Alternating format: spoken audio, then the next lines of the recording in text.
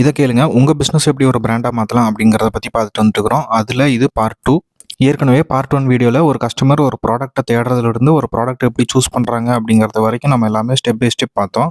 எதுக்காக ஒரு கம்பெனி அவங்க ப்ராடக்ட் அல்லது பிசினஸ ஒரு பிராண்டா கன்வெர்ட் பண்ணணும் அப்படிங்கிறத சொல்றேன். ஒரு சூப்பர் மார்க்கெட்டுக்கு ஊறுகாய் வாங்கலான்ட்டு போறீங்க. அந்த சூப்பர் மார்க்கெட்ல ரேக்ல 5 கம்பெனியோட ஊறுகாய் இருக்கு.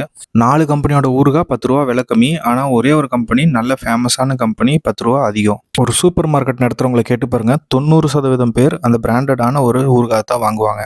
ஒரு பிராண்டோடைய பவர் பாருங்க. 4 காம்படிட்டர் பிரைஸ் கம்மியா குடுத்தாலும் அந்த ஒரு பிராண்டடான ப்ராடக்ட் தான் ரூ. 10 எச்சு குடுத்து கஸ்டமர் வாங்கிட்டு போவாங்க. இதுக்கு முந்தின வீடியோல தெளிவா சொல்லியிருப்போம். ஒரு கஸ்டமர் ஒரு ப்ராடக்ட்ட வாங்கலாம்னு முடிவு பண்ணிட்டாங்க அப்படின்னா, அதுக்கு முன்னாடியே ஒரு சில ஃபில்டர்லாம் யூஸ் பண்ணி நெறைய ப்ராடக்ட்ஸ ஃபில்டர் பண்ணிட்டு தான் இந்த ப்ராடக்ட்ட சூஸ் பண்ணுவாங்க. சரி, அப்படி இருக்க இந்த ஒரு கஸ்டமர் உள்ள வந்தாலும் 5 நிமிஷத்துல ஒரு ஊறுகாய் பாட்டில எப்படி சூஸ் பண்றாங்க அப்படிங்கிறது தான் ஒரு பிராண்ட் செஞ்ச வேலை. கஸ்டமர் அவங்க பிரச்சனைக்கு ஒரு ப்ராடக்ட் தேடுறதுக்கு முன்னாடியே ஒரு பிராண்ட் அந்த ப்ராடக்ட்டோட அட்வர்டைஸ்மெண்ட்ட குடுத்துருப்பாங்க. இதுக்காக தான் பல கம்பெனி பல லட்சங்கள் செலவு பண்ணி டிவிலயும், பேப்பர்லயும் விளம்பரம் குடுக்குறது. அந்த கம்பெனிக்கு அந்த விளம்பரத்தினால அன்னைக்கு உடனே சேல்ஸ் நடக்காது.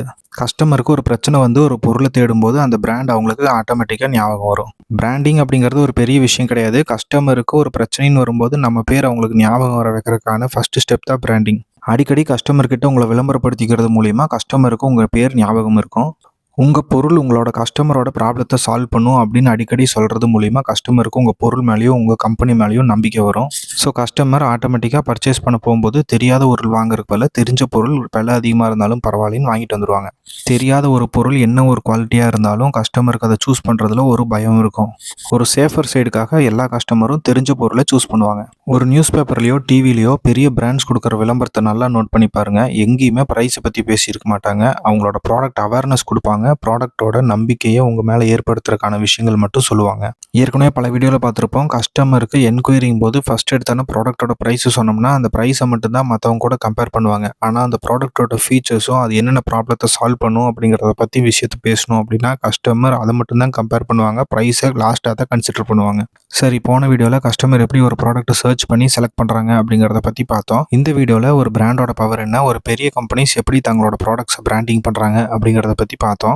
ஒரு சின்ன பிசினஸ் ஓனரா நம்மளும் பல லட்சங்கள் செலவு பண்ணி ஒரு பிசினஸை விளம்பரம் பண்ணி நம்ம பிராண்டிங் பண்ணணுமா அப்படின்னா கிடையாது. உங்க பிசினஸையும் எப்படி பிராண்டிங் பண்ணி கஸ்டமர் மனசுல உங்க பிராண்டை கொண்டு போய் நிறுத்துறது அப்படிங்கறத அடுத்த வீடியோல பார்க்கலாம். நம்ம பேஜை ஃபாலோ பண்ணிக்கங்க. தேங்க்யூ.